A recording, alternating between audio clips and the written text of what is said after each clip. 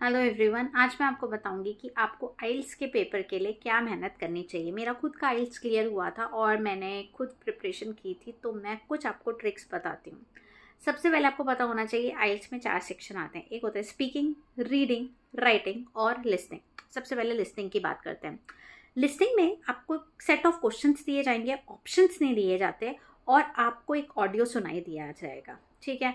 और उस ऑडियो को आपको बहुत अटेंटिवली सुनना है। अब बात यह है कि जब मैंने एग्जाम दिया था तो मेरे को अमेरिकन एक्सेंट में आया था, it was not on British accent. अब अमेरिकन एक्सेंट क्या होता है, जैसे hey Avinash, I hope everything is good, I went to get number 1 yesterday and I was so confused. This is American accent. British accent क्या होता है, जो हम लोग बोलते हैं, hi Avinash, I was so confuse yesterday, I went to get number 1। ठीक, अब आपसे क्वेश्चन पूछा जाएगा, ही referred about which gate. Option नहीं है तो आपको ध्यान से सुनना है। अच्छा, गेट नंबर 1, और आपकी स्पेलिंग भी करेक्ट होनी चाहिए। दैट मीन्स आपके पास जो क्वेश्चंस रहेंगे, एक ऑडियो सुनाई दिया जाएगा, ऑडियो को अच्छे से सुनना है आपको एंड अकॉर्डिंगली क्वेश्चंस को अटेम्प्ट करना है। लेकिन जैसा मैंने आपको कहा कि जब भी आप क्वेश्चन को सुनेंगे, प्रैक्टिस जो है अमेरिकन और ब्रिटिश दोनों एक्सेंट से करना। बहुत सारी रिकॉर्डिंग अवेलेबल होती है, बहुत उसको अच्छे से करना, सो दैट आपको अभी से एक प्रैक्टिस हो जाए। This is for listening. मैं आपको बहुत शॉर्ट में बता रही हूँ। अगर आपको डिटेल में ये सब जानना है तो आप मुझे कमेंट सेक्शन में प्लीज़ कमेंट कर देना। सेकेंड होता है रीडिंग। रीडिंग में आपके पास रीडिंग कॉम्प्रिहेंशंस दिए जाते हैं, जिसको हम अनसीन पैसेज करते हैं। प्लीज़ मैं आपको रिक्वेस्ट करूंगी कि जो अभी तक आप स्कूल में करते आए थे कि क्वेश्चन के बाद पैराग्राफ रीड करना, क्वेश्चन के बाद पैराग्राफ, ऐसा मत करना, क्योंकि ये आपकी हैबिट बहुत गलत है। स्कूल लेवल तक चलती थी, लेकिन ये this is not the correct way.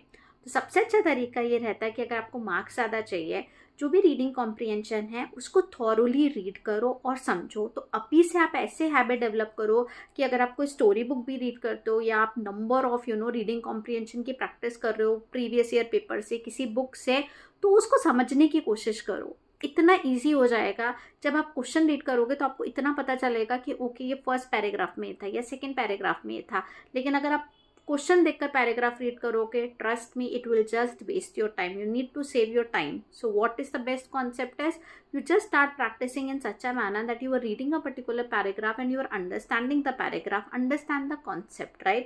बहुत सारी टेक्निक्स भी होती है, जैसे स्किमिंग टेक्निक और स्कैनिंग टेक्निक। स्कैन मतलब सपोज मेरे को पता चल गया कि इस पैराग्राफ में ग्रीन रेवोल्यूशन की बात हुई है, आप स्कैन कर रहे हो, अच्छा ठीक है, कि अगर ग्रीन रेवोल्यूशन का कोई क्वेश्चन होगा तो वो मुझे फर्स्ट पैराग्राफ में मिल जाएगा। ओके, 2018 राइट्स की बात होगी तो आपने देखा कि वो थर्ड पैराग्राफ में लिखा हुआ है, तो आपको पे जब भी क्वेश्चन आएगा तो you will refer that.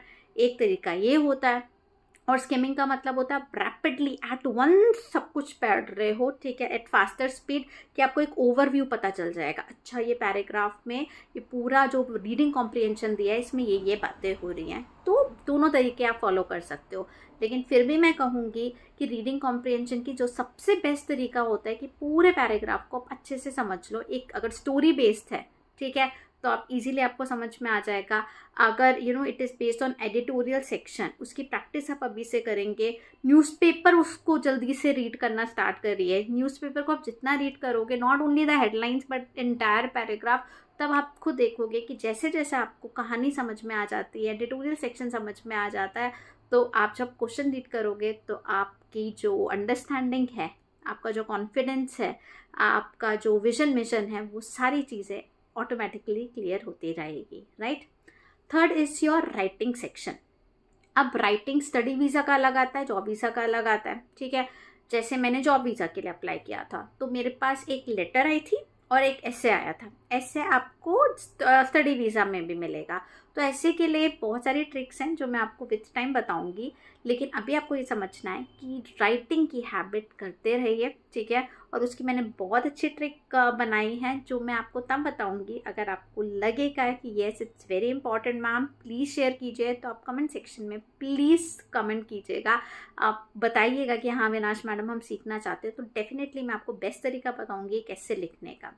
On the other hand letter writing भी है। लेटर राइटिंग में आपको फॉर्मेट अच्छे से रखना है, ठीक है, कि स्टार्टिंग क्या होगी, एंडिंग क्या होगी, आपको एड्रेसी का एड्रेस कहाँ पे लिखना है। तो हर एक चीज़ जो है मैं आपको क्लियरली बताऊंगी, लेकिन अभी मैं इसलिए नहीं बता रही कि आपको प्रैक्टिस तो करनी है। उसकी जो ट्रिक है, अगर वो आप जानना चाहते हैं तो प्लीज़ मुझे कमेंट कीजिएगा। And the last is your speaking section. Speaking section is very important because thereby your fluency is crucial part, और फ्लुएंसी के साथ ग्रामर भी. मैं हमेशा एक चीज़ बोलती हूँ, being an English teacher everybody can speak in English, but the main point is, our drawback is और our lacuna is we do not speak in a proper grammatical way. That means framing a sentence with proper usage of grammar is very important. तो अगर आप English बोल रहे हैं लेकिन आपको ये नहीं पता मैं इन बोलूँ या ऑन बोलूँ या एट बोलूँ, तो वो इनकरेक्ट होगा, क्योंकि आइल्स के सेक्शन में रिकॉर्डिंग भी होती है. ओके, सो आज का जो था आइल्स का प्रिपरेशन कैसे करें, मोर ऑफ अ प्रैक्टिस तो रिक्वायर्ड है, लेकिन ट्रिक्स बहुत ज़्यादा ज़रूरी होती है.